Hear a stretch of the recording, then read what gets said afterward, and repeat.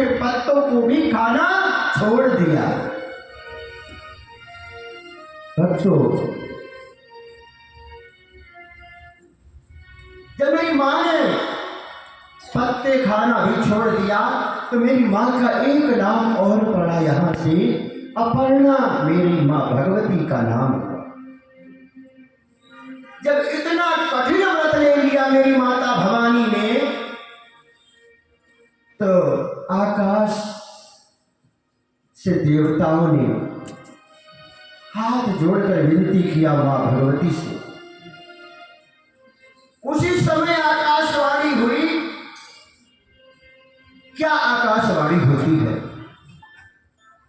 भाइयों मनोरथ सुफल तब सुंदरी राजकुमारी।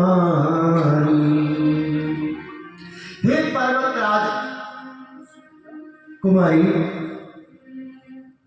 पर्वतराज की बेटी, जो जिसका उद्देश्य को लेकर आपने तप किया था वो तप आज पूर्ण हो गया है। बोलिए सच्ची दरबार की जय। मेरी मां ने जिस कारण जो अपने मन में ठान करके तप किया था वो तप पूर्ण हो गया। जब ऐसा सुना मेरी मां ने तो बड़ी प्रसन्न हुई मन में, और आकाशवाणी ने ये कहा, हे देवी, जब तुम्हारे पास सप्त ऋषि आए तो इस आकाशवाणी को सत्य मान करके और अपने पिता के घर चली जाना। याज्ञवल्क्य जी भरद्वाज जी से बोले कि हे भरद्वाज मुनि, मैंने आपको माता पार्वती का चरित्र सुनाया, अब शिव जी का भी चरित्र सुना देते हैं। भाई, माता ने तो यज्ञ में सती जी ने अपने प्राणों की आहुति देकर के दूसरा जन्म हुआ पार्वती जी का। अब जब से माता सती जी ने अपने शरीर को त्यागा है, शिव जी क्या कर रहे हैं? जब ते सती जाई तनु त्यागा, तब ते शिव मन भयउ विरागा। जब से शिव जी ने सती जी ने शरीर को त्यागा, शिव जी का मन बड़ा दुखी हो गया और इस प्रकार से वो भगवान का ध्यान करते हुए विचरने लगे। श्री रामचंद्र जी के चरणों में दिन प्रति दिन प्रीति बढ़ रही है,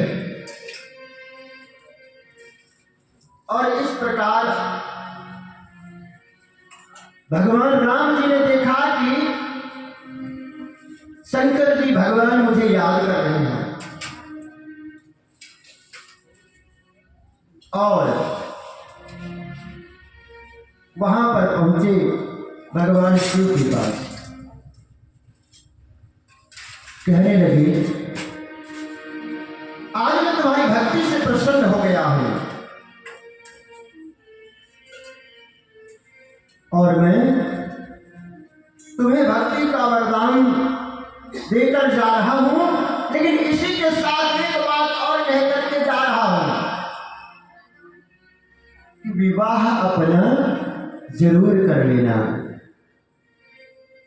जब विवाह की बात सुने भगवान भोलेनाथ,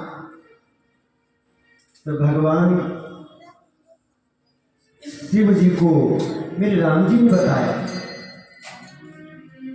कि सती जी ने अपने प्राणों की आहुति दिया था,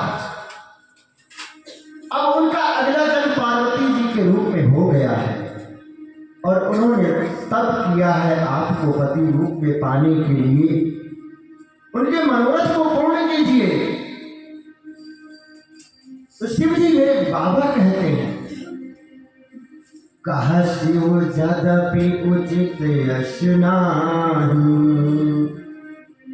बिनहि विचार करिय शुभ जानि।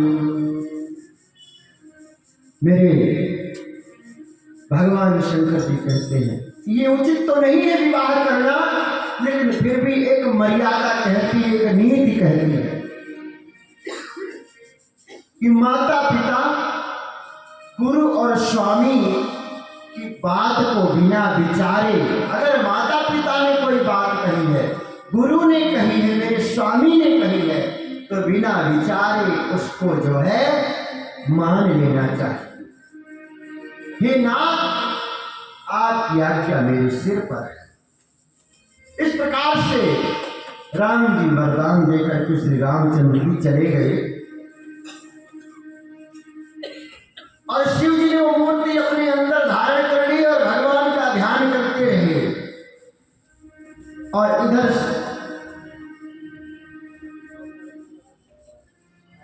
सप्तऋषियों को बुलाया मेरे भगवान शंकर जी ने, कहा जाओ पहले पार्वती जी के प्रेम की परीक्षा लो। सप्तऋषि गए मां भवानी के प्रेम की परीक्षा लेने के लिए और कहने लगे, हे देवी, आप किसके लिए तप कर रही हो यहां अकेली वन में? तो भक्तों, माता पार्वती जी ने कहा, मैं अपने स्वामी शिव जी को पति रूप में पाने के लिए तप कर रही हूं। तो सप्तऋषियों ने कहा, अरे वो शंकर जी जिनके कोई ना घर है ना कोई मकान है, उनको पति रूप में पाने के लिए, अरे इससे अच्छा वर तो मैं तुम्हें बताता हूं। और इस प्रकार से किसने कहा कि तुम्हें शिव जी पति रूप में पाने के लिए तप करने को किसने भेजा? तो माता पार्वती जी ने कहा कि मेरे गुरु नारद जी ने मुझे बताया है। अरे कहते हैं, सप्तऋषि कहने लगी, वो नारद जी, अरे किसका घर बसने देते हैं, वो तो सबका घर ही उजाड़ देते हैं, सबको सत्संग भक्ति की राह पर भेजते रहते हैं। और इस प्रकार से मां भगवती ने उन संतों से क्या कहा, आप मेरी भी बात सुन लो कि जन्म में कोटि लगे हमारी, जन्म कोटि लगे हमारी, बरहु सामुनत रहु कुआरी, जन्म कोटि लगे हमारी, जन्म कोटि लगे हमारी। माता ने कहा, हे मुनियों, मेरा तो करोड़ों जन्मों तक यही हट रहेगा कि विवाह करूंगी तो शिव जी से करूंगी और नहीं तो मैं कुमारी हो जाऊंगी।